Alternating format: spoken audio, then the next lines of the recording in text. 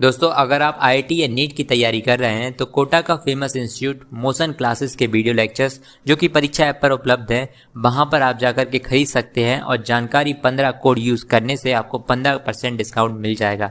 JANKARI।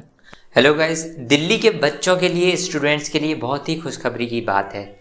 जो भी बच्चे अभी 12th क्लास पास करे हुए हैं या फिर कह लीजिए 10th या 11th 12th में भी आए हैं, उनके लिए भी खुशखबरी है। दिल्ली में आप सभी को पता है कॉलेजेस की कितनी कमी है।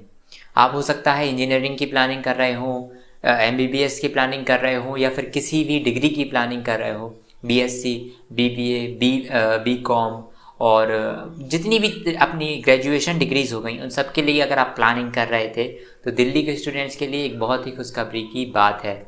एक्चुअली अभी तक आपने दिल्ली में केवल 2 ही यूनिवर्सिटीज़ के नाम सुने होंगे।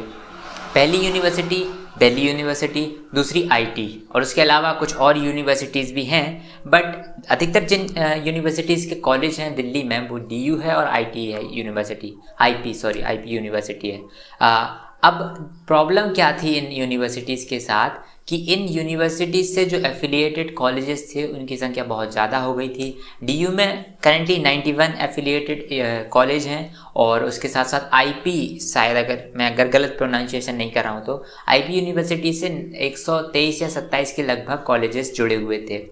अब दिल्ली के अंदर एक कानून है, उस कानून के तहत क्या होता है कि अगर आप दिल्ली में कॉलेज खोलना चाहते हैं तो या तो उसको एफिलिएशन जो मिले DU से मिले, दिल्ली यूनिवर्सिटी से, या फिर उसको एफिलिएशन IP यूनिवर्सिटी से मिले। इन दोनों के अलावा किसी तीसरी यूनिवर्सिटी का हाथ बीच में नहीं आने दे रहा था दिल्ली का ये कानून। ये कानून 1920 के लगभग 1923 अगर मैं गलत नहीं हूँ तो उस टाइम पर बना हुआ था, जिसके तहत ये कंडीशन रखी गई थी कि दिल्ली यूनिवर्सिटी और IP यूनिवर्सिटी के अलावा IP तब से नहीं थी, दिल्ली यूनिवर्सिटी एकमात्र यूनिवर्सिटी थी 1900 अंग्रेजों के ज़माने पे और अंग्रेजों के बनाए हुए लॉ के अनुसार, जिसके तहत जितने भी कॉलेजेस दिल्ली में खुलते उनको एफिलिएशन केवल दिल्ली यूनिवर्सिटी से मिलता। 1998 में इस कानून में हल्का सा संशोधन किया गया और IP यूनिवर्सिटी को भी जोड़ दिया गया कि इससे भी एफिलिएशन के जरिए दिल्ली में कॉलेज बन सकते हैं।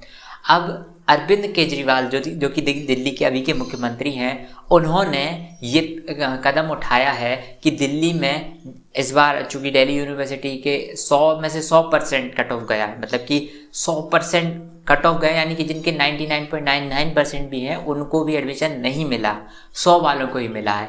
तो इसके चलते उनको ये प्रॉब्लम दिखी है, हाईलाइट हुई है ये प्रॉब्लम, और दिल्ली के मुख्यमंत्री अरविंद केजरीवाल ने ये कहा है उनके सोशल मीडिया हैंडल्स के थ्रू कि दिल्ली में बच्चों की संख्या बहुत ज़्यादा है और कॉलेजेस कम हैं। इनफैक्ट दिल्ली में बाहर के राज्यों से भी बच्चे आते हैं और पढ़ते हैं। इस कारण से 2.5 लाख बच्चे जो कि हर साल 12वीं पास करते हैं दिल्ली से, उनमें से केवल 1.5 लाख बच्चों को ही 1.25 लाख बच्चों को ही दिल्ली में कॉलेज मिल पाता है हायर एजुकेशन के लिए, और बाकी के 50% जो स्टूडेंट्स होते हैं उन्हें नहीं मिल पाता है।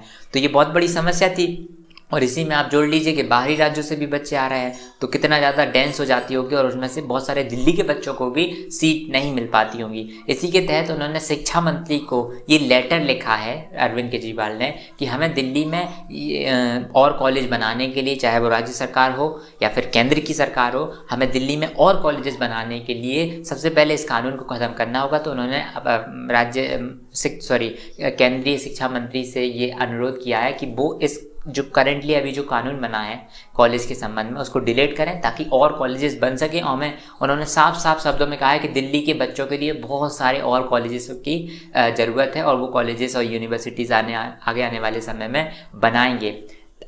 अभी फ़िलहाल में केवल उन्होंने ये लेटर दिया है। अब देखते हैं कि आप जानते ही हैं कि सरकारों के बीच में कितनी कुछ राजनीति चलती है, और ऐसे में देखना ये होगा कि क्या ये कानून हटता है। अगर ये कानून हटता है तो definitely Arvind Kejriwal is one of the person who will definitely bring some big universities and colleges into Delhi, and a lot of students will be able to get higher education from those colleges। तो देखते हैं क्या कैसा होता है। तभी अगली update आने तक आप इस चैनल पे बने रहिए, आपको और भी अपडेट आने वाले समय में हम आपको देंगे।